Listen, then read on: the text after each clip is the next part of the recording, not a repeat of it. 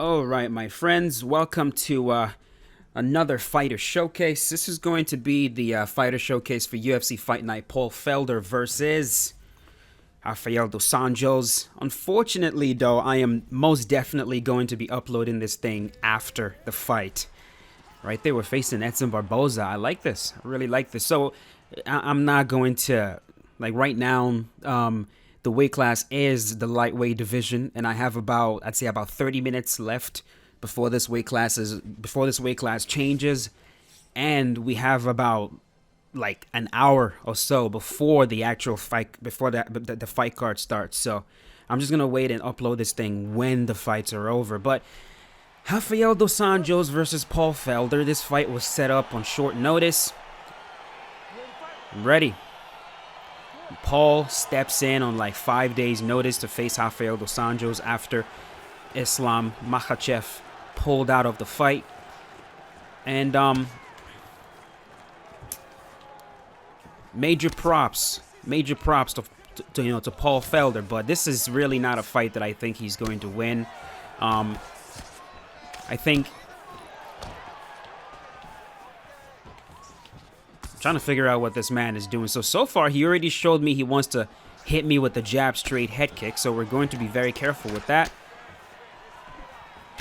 There's a leg kick. You see what he's doing right now and constantly putting himself against the cage. That's going to give me as much time as I need to find my range. So catch that one. There we go. And I can plant and find the correct range to throw these shots. This is good. This is very good. There's a head kick.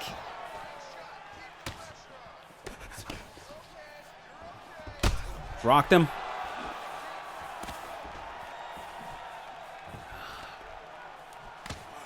That was supposed to be a front kick, but it got blended into a knee. That happens sometimes. Converted into a knee. Sit him down right there with the lunging, forward-moving lead. Ooh, look at this combo. Watch this. It's a very classic Muay Thai combination. The one fighter in the UFC that we've seen use this combination quite often is Jose Aldo. That lead body hook followed by the rear leg kick. It's a beautiful combo. Of course, the way that combination is designed, you're supposed to actually you lunge into the hook and you throw the rear leg kick in anticipation of the fighter backing up. The fact that you're lunging in with that hook to the body is going to make most fighters want to back up. And then as they back up, you fire off that rear leg kick and you catch them. Sit him down, trip him. But yeah, man, I feel like Paul is going to definitely have the striking advantage. Although, it has been a long time since Paul Felder actually was in there with a southpaw. It's been a while since that man fought a southpaw fighter. So, I don't know how that's going to play out for him.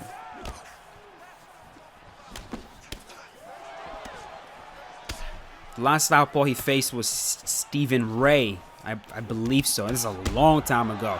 Rocked. But even then, I still think Paul is going to have the striking advantage. But it's not, I don't feel like it's really going to matter because RDA is one of the few true mixed martial artists in the game that actually fights like a mixed martial arts fighter. You know, like we have a lot of, we're seeing quite a few specialists now. You know, we've seen the Israel Adesanyas who are so dominant in one specific thing, you know, with striking, extremely dominant. The Khabib Nurmagomedovs who are extremely dominant with their grappling. You know, but I'd say Colby Covington would also fall under mixed martial artist. But we're not seeing a lot of. Are you here, bro? I feel like there are few of them left in the game right now. To be honest with you, we're getting back to the world of specialists. I feel, but RDA is 100% a mixed martial artist, like Cain Velasquez, for example. You know, these guys who When you think they're going to strike with you, that's when they grapple. And when you think they're going to grapple with you, that's when they strike. You don't really know what's coming. He's rocked. And I think that style is going to be very beneficial in this fight. Because, I mean, Dos Anjos should, theoretically, be able to take this man down. I don't want to say easily, but we have seen lesser grapplers ground Paul Felder. I mean, in his last fight, we saw him taken down by, what is his name? Why am I drawing a blank on this man's name? Rocked? Nope. Come on, stop converting that to a knee. That's supposed to be a front kick.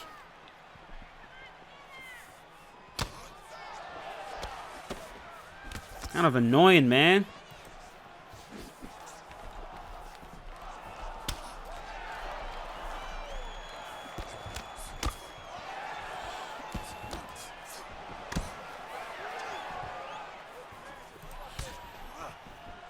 There we go.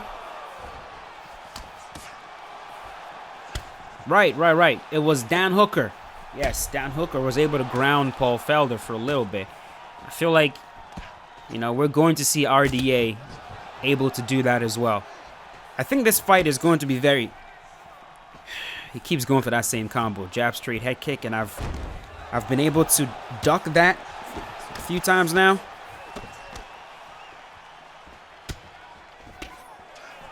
Too far. I think this fight's going to be very similar to RDA versus Anthony Showtime Pettis, which, by the way, if you guys have not watched that fight, I suggest you do. Go check out that fight. See, you can see Terminator version of RDA. I mean, that fight was, it was mind-blowing. It really was. It really was.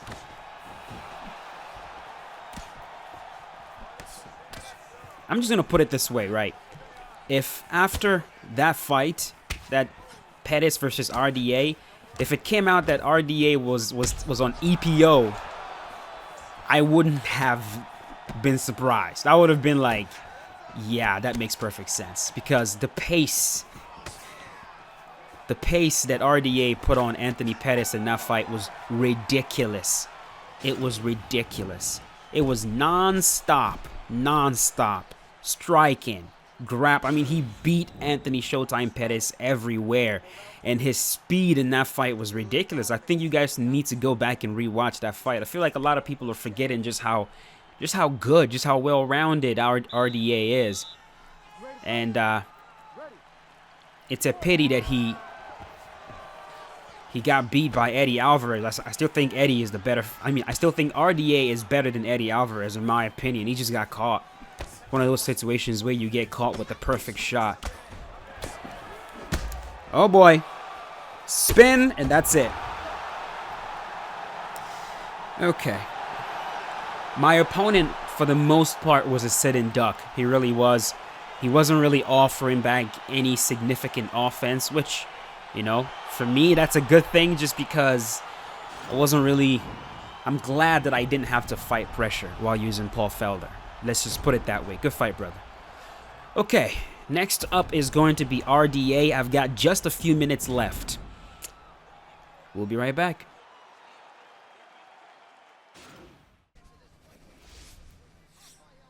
Rafael Dos Nachos. Here we go. And this is going to be it. I won't be able to get more fights with these two guys. I know. This video is probably going to be on the shorter side of things.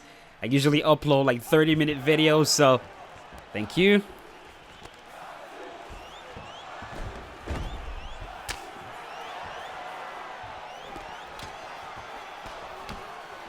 Nope. Okay, we got ourselves an overhand master, and he's trying to set me off for the front kick. I can already see it. I see what he's trying to do. He's going to wing overhands at me to try to get me to duck, and then he's going to front kick me. Okay, yes, I see it. Yeah. Yep. So we're going to be smart with it. I'm going to try to anticipate when it's going to be a front kick. Punch, overhand. Front kick next. Flying knee. Front kick.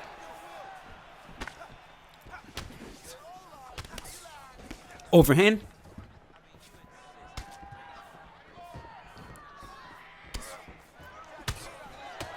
It's very dangerous for me to try to pull the overhand, but it's way safer to try to duck it. But I'm going to try. I'm going to try to pull it just in case. Just in case he, rather than throw the, overhand, he throws something else. Like an uppercut or something.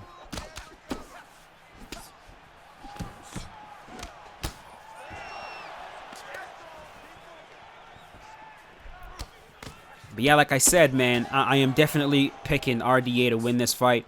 I think it's going to be very similar to his fight against Anthony Pettis. I really think so. I don't see him just striking with Paul Felder. There's no need for that. There's no need for that. Not when you're the more well-rounded fighter. You have more tools. You can take the man down if you want. You can pin him against the cage. You're most likely going to have the better conditioning, considering that you are actually training for a full camp.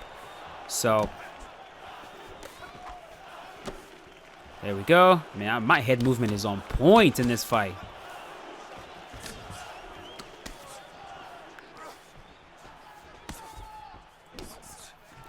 And they were saying that Paul Felder is training for a triathlon, which, yes, you definitely train.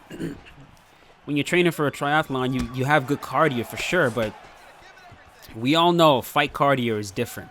It's way different because with fight cardio, man, there's so many other different things that will affect your cardio. I mean, one is the anxiety of the fight to begin with. The fact that you're about to fight another man, that affects your cardio. Two, the fact that you're getting hit, you are getting hit. Three, there's grappling involved, so there's you also need muscle conditioning, like your hand rocked. Sit him down, almost. Muscle conditioning, the fact that your hands are heavy, your legs are heavy, you're throwing punches, the fact that you're using your brain, you're trying to think your way through it. There's so many, fighting is such a tiring thing. There's so many different ways for you to get tired fighting. There's the stress of it. Like out of every single sport, it's the most stressful, which is why it's the most demanding when it comes to cardio. So, the fact that he's training for a triathlon, I don't think he's going to gas out per se. He most definitely won't. I still don't think his cardio is going to be what it needs to be to fight someone like RDA. I don't think so. Ooh, that was gorgeous, dude. Aha! I love that. Okay, lead uppercut. Can I get him out of here? He's fine. Just stand back up. I like that lead uppercut cross. Hold on.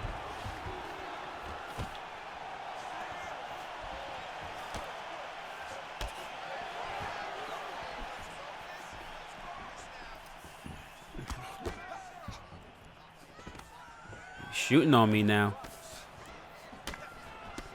Nope.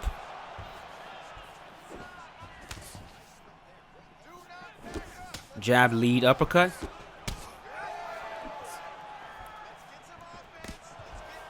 Oh, that's gorgeous.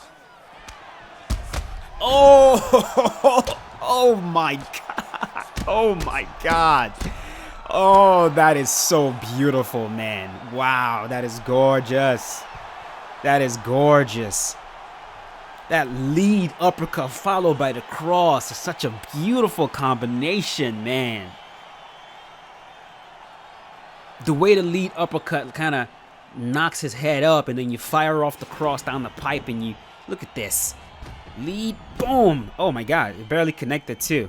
Hold on a sec. I think that was a ghost punch. Lead uppercut. Yeah, that was a nonsense ghost punch. That's kind of ruined it a little bit, just a little bit, but still a very emphatic KO. If you guys enjoyed that, do not forget to leave a like, and also let me know in the comment section who you guys think is going to win this fight. I really, really appreciate it. I'm going to take this time to also apologize for me being late on the next episode of the Khamzat Chimaev Career Mode in UFC Undisputed 3. Episode 4 will be dropping tomorrow. And also to all my channel members, I know I have not streamed in a while, and I've not got any fights with you guys, and all the stuff that I promised I am not delivering. I'm going to do my best to do better with that. And if I can't, I think what I'm just going to do is just close that down, because I don't want to take you guys. I don't want you guys spending money on me while I'm not delivering on promises. So I'm going to give myself a week. If I can't deliver, I'm going to have to close that thing down. But that is it. Thank you so much for watching. You guys are amazing. I love you guys. And I will see you guys later with a brand new video. As always, stay safe. Have a wonderful day, people.